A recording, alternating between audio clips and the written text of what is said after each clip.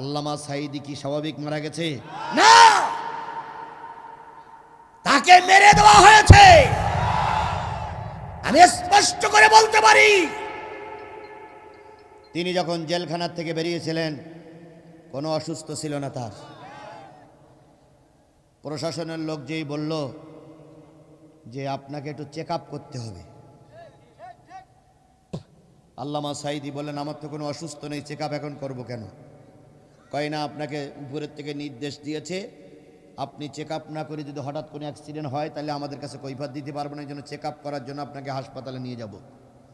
উনি বললেন আমি চেক আপ করতে যেতে পারি, আমার কোনো পরিবারের লোক থাকা লাগবে।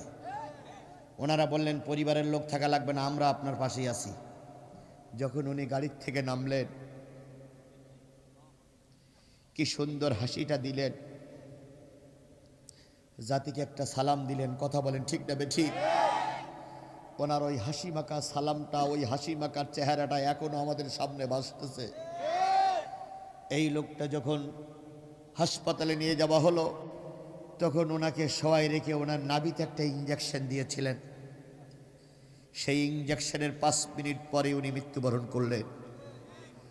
জাতি জানতে চায় সেই ইঞ্জেকশনটা কি ইঞ্জেকশন ছিল। এই জন্য আমরা বিশ্বাস করি উনি মারা যান নাই, ওনাকে মেরে দেওয়া হয়েছে। চিরকাল কেউ ক্ষমতায় থাকিনি, ফেরাউন গেছে না আছে, নমরুদ গেছে না আছে। আজকে আমাদের নিবন্ধন বাতিল করে কিছুই করতে পারোনি, বরং নিবন্ধন বাতিল করে আগের চাইতে জনপ্রিয়তা আমাদের বেড়েছে। খোদার কসম, তার জ্বলন্ত প্রমাণ মাওলানা লুৎফর রহমানের জানাজা। তোমাদের একজন এমপি মারা যাক, দেই কুড়ি জানাজায় লোক হয়। আর আল্লামা লুৎফর রহমান মারা গেছে, 2-3 জায়গায় জানাজা হয়েছে, লক্ষ লক্ষ মানুষ তার জানাজায় শরীক হয়েছে। কথা বলেন ঠিক না বেঠিক? ইসলামী আন্দোলনের নেতা কর্মী, ইসলামী আন্দোলনের সিপাহ সালাররা যে অর্ডার করবে, ওই অর্ডার মেনে নেবার নাম হলো কাতারবদ্ধ। 2-1 লোক মারা যেতেই পারে, তাতে আমরা একটু ব্যথা পাই, কিন্তু ভেঙে পড়ি না। তবে দেখেন আল্লাহর ওলিদের কথাগুলো কেমন কায়দায় যেন 100 কাজে লাগতেছে। আল্লামা সাঈদী মরার আগে বলেছিলেন, উত্তর গগনে কালো মেঘ জমেছে, যদি শক্ত হাতে মোকাবেলা করতে না পারো, এমন গাঢ় কালো অমাবস্যার রাত আসবে যার সবে সাদেক অসম্ভব। বড় হুজুরের সেই কথাটা হাড়ে হাড়ে কাজে লেগেছে না লাগেনি?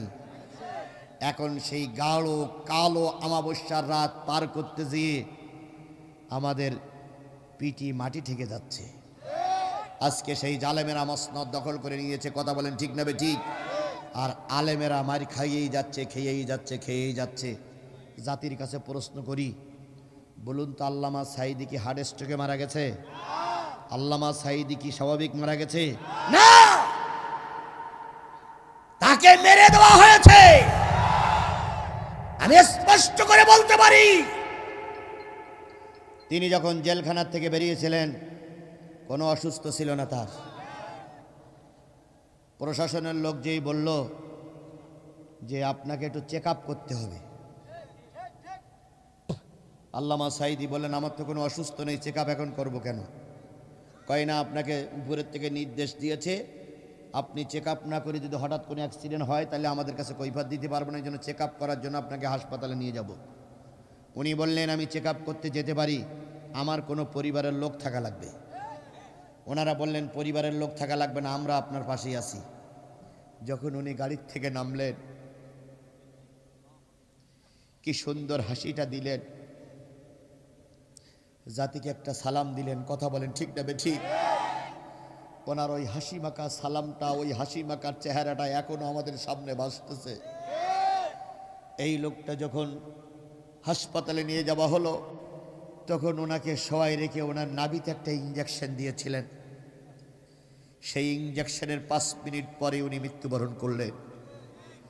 জাতি জানতে চায় সেই ইঞ্জেকশনটা কি ইঞ্জেকশন ছিল।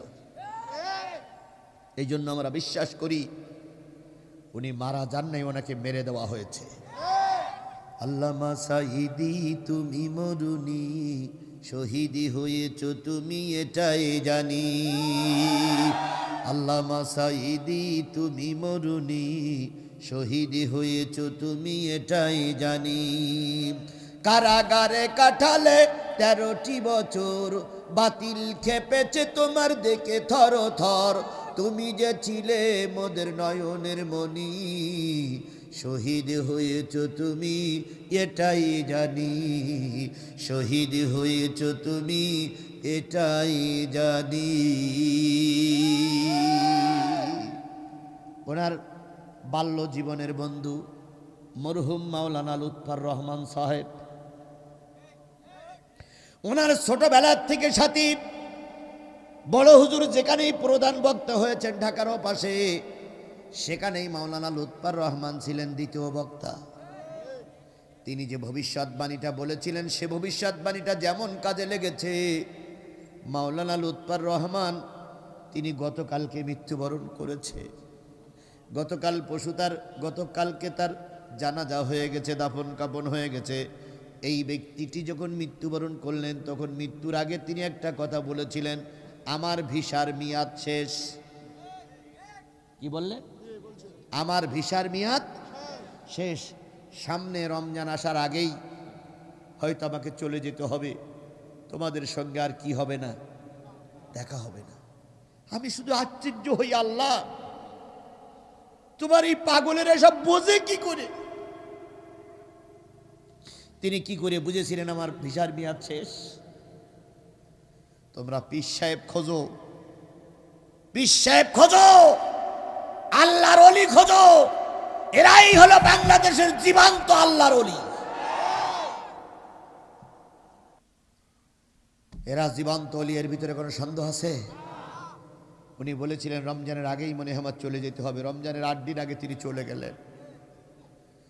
50-55টা বছর কোরআনের তাফসীর করেছেন। লুৎফর রহমানের কথা বলছি। তিনি যত পয়সা পেয়েছেন সব ইসলামের পক্ষে খরচ করেছেন। আমেরিকায় সফর করেছেন, সৌদি আরবে সফর করেছেন। তার জানাজায় যা লোক হয়েছে, আল্লাহু আকবার। বাইতুল মুকাররমে যে লোক হয়েছে, এমন লোক সচরাচর কোনো নেতার জানাজায় হয় না। আল্লাহ পাক তার সারা জীবনের মেহনতগুলো কবুল করুক।